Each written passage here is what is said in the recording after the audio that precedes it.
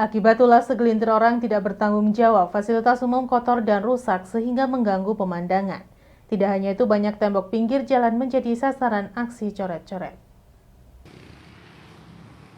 Masih banyaknya aksi iseng orang tidak bertanggung jawab yang mengotori fasilitas umum. Disayangkan banyak pihak karena tidak hanya mengganggu pemandangan tetapi juga mengotori fasilitas umum sehingga menjadi berkurang baik kenyamanan maupun fungsinya.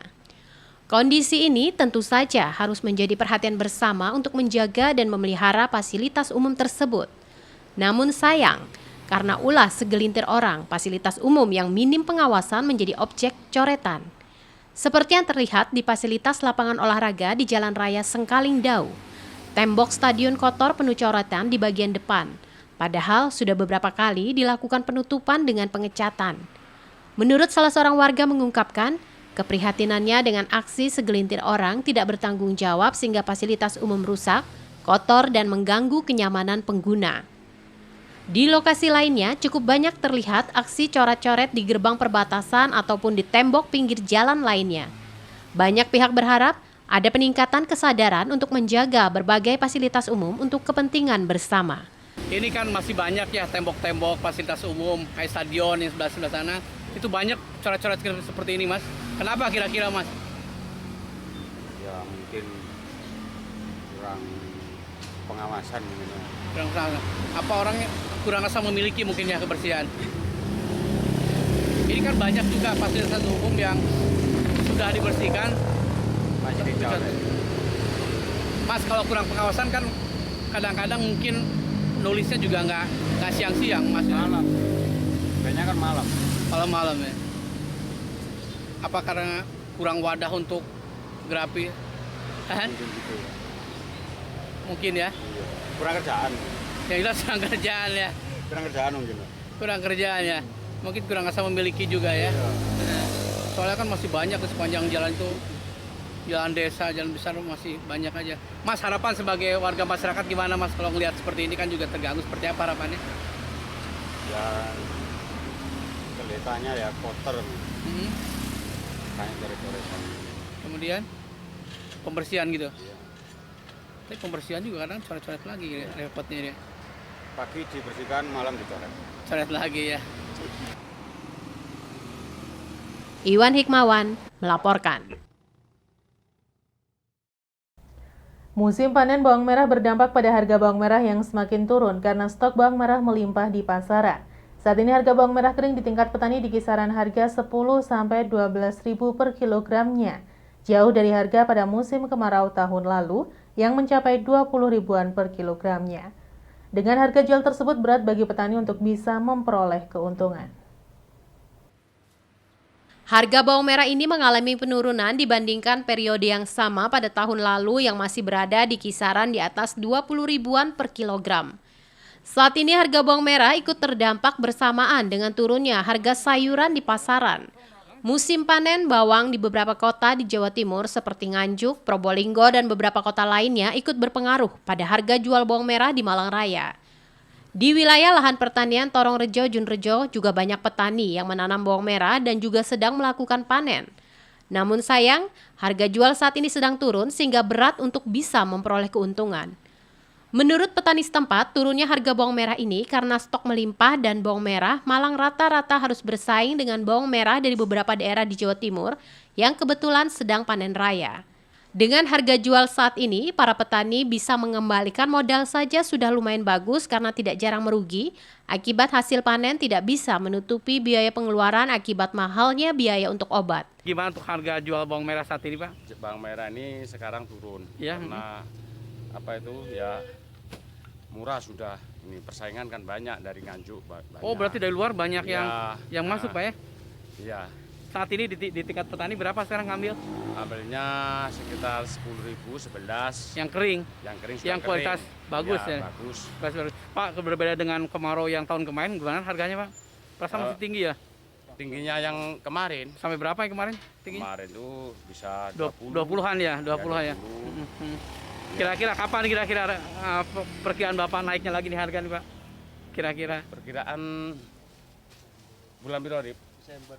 Desember. Ya. Oh, berarti banyak yang dari luar ya yang masuk ya? Banyak yang dari luar. Ini kan sudah panen semua. Panen raya banyak kan? Dari Probolinggo, terus Bima. Oh, kuat ya Nusa Tenggara Pak ya. Jadi sementara harga masih turun. Masih turun Pak ya. Ya. Tapi untuk kualitas gimana? Ini kan cuaca juga mulai untuk kualitas. Kualitasnya tuh memang sekarang ini gak seberapa bagus. Karena pengaruh cuaca ya? Iya, cuacanya itu.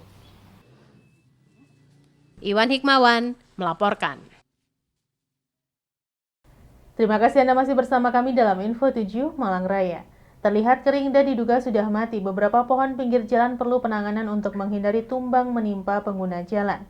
Kepada pihak terkait, pengawasan harus lebih ditingkatkan, khususnya saat musim penghujan. Menjelang penghujan, keberadaan pohon pelindung tepi jalan patut diwaspadai karena bisa terjadi patah dahan maupun pohon tumbang. Beberapa titik pohon kering di jalan provinsi di wilayah Songgokerto Batu perlu mendapatkan perhatian dari pihak terkait karena terlihat sudah kering dan diduga sudah mati. Pohon pelindung tepi jalan ini sudah dalam kondisi lapuk dan berlubang pada bagian bawah dan sudah ditumbuhi tanaman paku dan sejenisnya sehingga rawan tumbang ketika hujan turun dengan disertai angin kencang.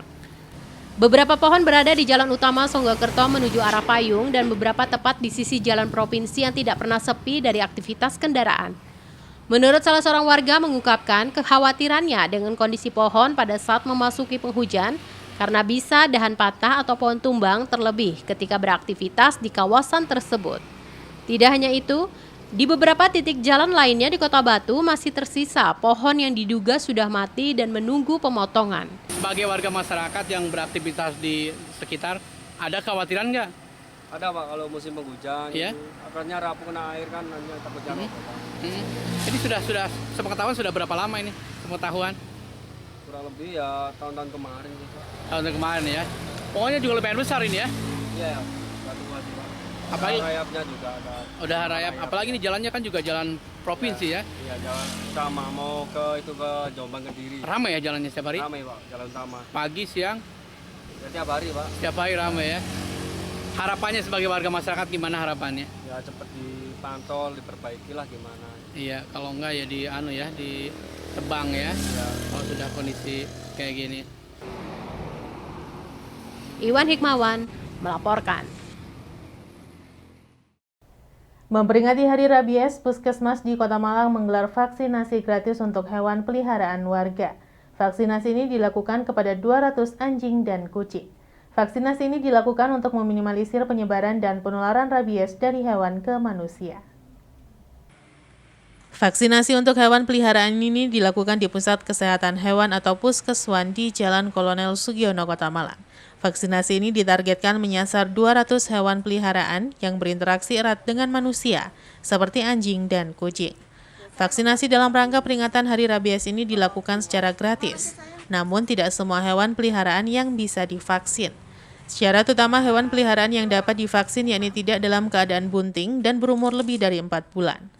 Amanda, salah satu pemilik hewan, mengaku khawatir jika peliharanya tak mendapat vaksin. Pasalnya, meski telah dirumahkan, tak menutup kemungkinan jika peliharanya tersebut tetap menggigit.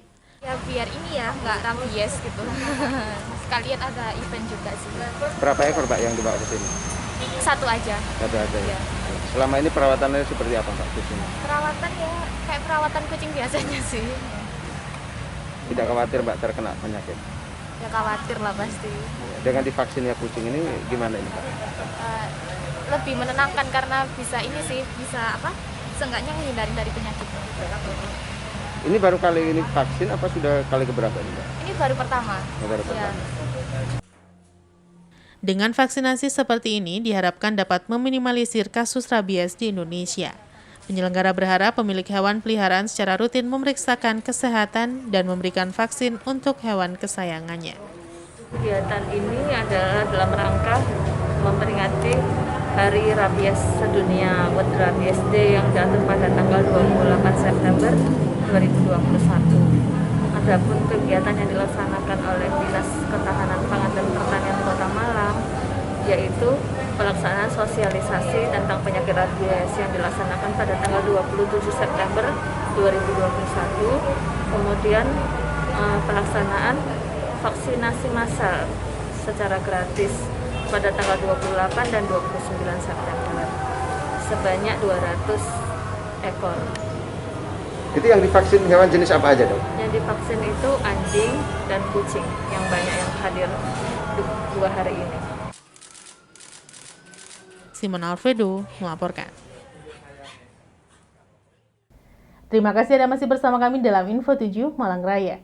Mengantisipasi peredaran barang dan cukai ilegal yang berpotensi merugikan negara, Dinas Komunikasi dan Informatika Kabupaten Malang menggelar sosialisasi gempur cukai ilegal bagi warga di Kabupaten Malang. Dengan sosialisasi tersebut diharapkan masyarakat nantinya berperan aktif dalam mencegah peredaran barang tanpa cukai atau cukai ilegal. Sosialisasi ketentuan di bidang cukai digelar oleh Dinas Komunikasi dan Informatika Kabupaten Malang bekerjasama dengan Bea Cukai Malang. Sosialisasi yang dibuka oleh Wakil Bupati Malang Didik Gatot Subroto diikuti oleh 100 peserta yang merupakan warga dari Kecamatan Kromengan, Kabupaten Malang. Wakil Bupati Malang yang membuka sosialisasi tersebut mengharapkan nantinya masyarakat dapat berperan aktif dalam mencegah peredaran barang ilegal dan cukai ilegal. Dengan demikian, penerimaan negara dari sektor cukai dapat dioptimalkan. Ditambahkan oleh Wakil Bupati Malang, tahun 2021, Kabupaten Malang mendapat kucuran dana bagi hasil cukai hasil tembakau atau DBHCHT sebesar 80 miliar rupiah.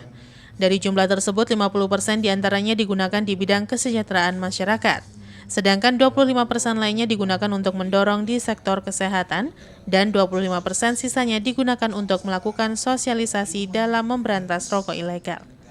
Sementara sosialisasi ketentuan di bidang cukai berlangsung selama 2 hari, yakni Rabu 29 September dan 30 September 2021.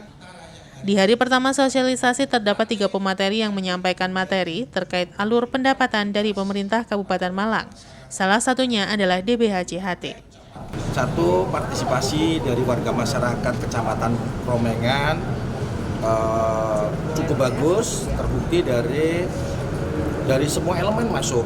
Artinya warga Kecamatan Kromengan respon terhadap pentingnya rokok ilegal dan gempur rokok, pentingnya rokok legal dan gempur rokok ilegal. Sejauh ini dengan sosialisasi cukai di setiap kecamatan yang ada di Kabupaten Malang seperti apa, Pak?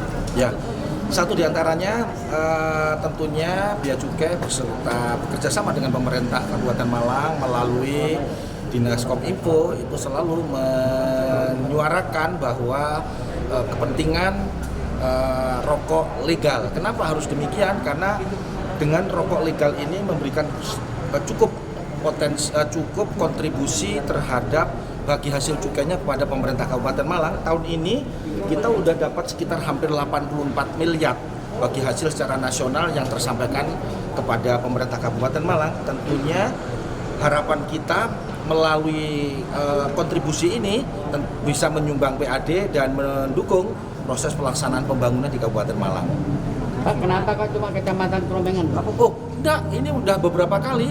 Ya, kemarin Gondalegi, Kromengan tentunya ini akan dilakukan di beberapa kecamatan, tidak harus 33. Nah, tugas yang berikutnya bagaimana Kominfo beserta teman-teman wartawan yang selalu mensosialisasikan kepada warga masyarakat baik melalui model-model digital, kemudian elektronik ataupun mungkin melalui media cetak.